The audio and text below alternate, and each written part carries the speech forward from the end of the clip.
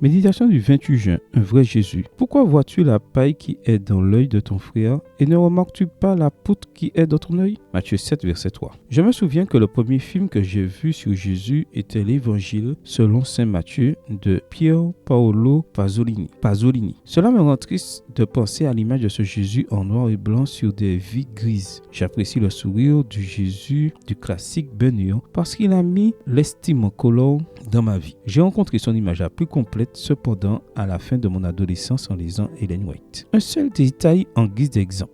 Incapable de supporter ses regards scrutateurs, je tentais de m'y soustraire, mais s'approchant de moi, il posa la main sur ma tête et me dit en souriant « Ne crains point ». Les accents de cette douce voix firent tressaillir mon cœur d'une joie inconnue jusqu'alors. Cette joie m'ôta l'usage de la parole. Vaincu par un bonheur ineffable, je tombai prosterné à ses pieds. Pendant que j'étais là, défaillante, je vis se dérouler sous mes yeux des scènes de beauté et de gloire. Il me semblait être parvenu à la sécurité et à la paix du ciel. Enfin, les forces me revinrent et je me levai. Les regards aimants de Jésus se posaient encore sur moi et son sourire me remplissait d'allégresse. Sa présence m'inspirait à la fois un saint respect et un amour indicible. Extrait du livre Premier écrit, chapitre Expérience chrétienne et vision, page 80.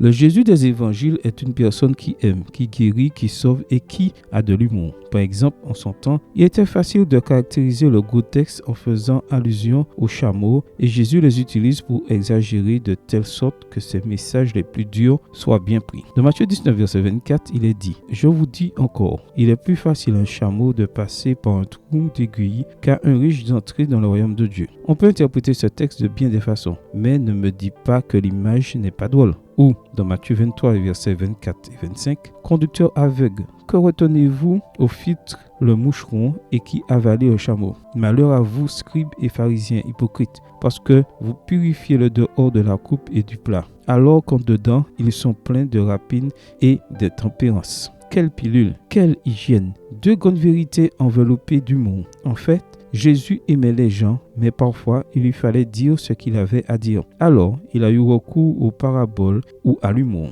Des méthodes bienveillantes pour les moments compliqués. Une bonne leçon pour nos vies. Quelle que soit notre situation, dans les moments difficiles, il n'y a pas de mal à suivre l'exemple de Jésus. Amen. Bonne journée à toi et que le Seigneur te bénisse.